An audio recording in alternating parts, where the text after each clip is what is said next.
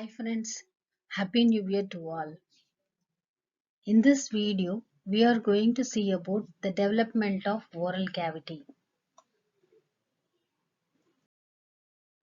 The mouth cavity consists of two parts.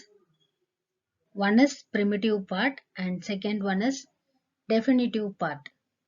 The primitive part of the oral cavity is developed from stomatium, and then the definitive part of the oral cavity is developed from the cephalic part of the forehead.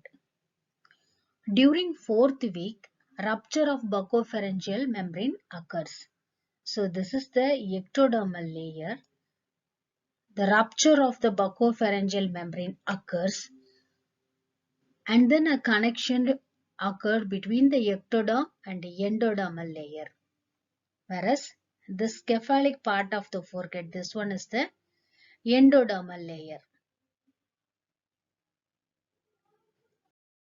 Now the stomatium divides into oral component and nasal component by the developing palate.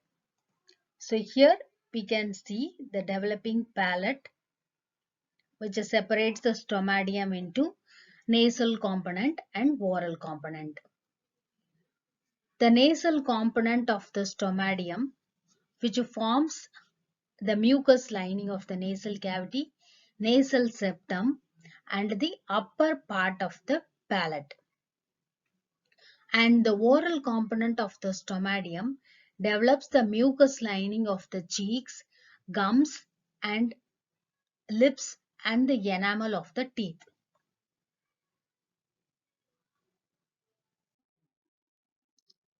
So now in the floor of the developing mouth, a sulcus is going to develop. So this sulcus is called as linguogingival sulcus. This linguogingival sulcus separates the developed part of the tongue from the oral cavity. So like this, the linguogingival sulcus going to separate the tongue from the floor of the oral cavity. Just lateral to the linguogingival sulcus, another sulcus is we can able to see. So this undergoes a deep furrow and this going to form the labiogingival sulcus. So the space between the linguogingival sulcus and labiogingival sulcus becomes the alveolar process. And this labiogingival sulcus is going to separate the lips and cheek from the gums and teeth. So once again I'll say this labiogingival sulcus separates the lips from the gums and teeth.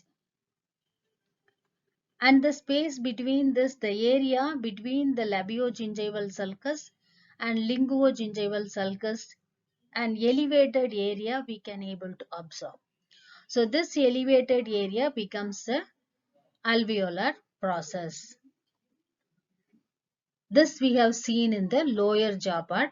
The same process of development is going to occur in the upper jaw also. So like this, the oral cavity is developed. Now we can see a short recap of development of oral cavity.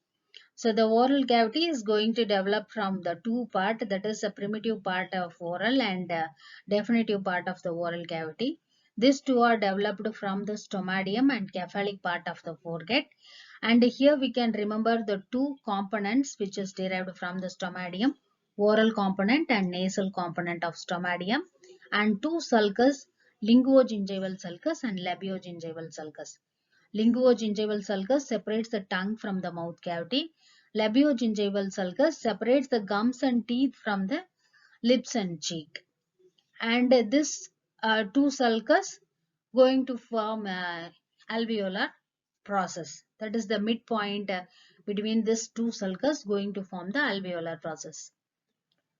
So thank you friends. Thank you for watching this video. If you like this video, please share and subscribe. Please don't forget to click the bell icon.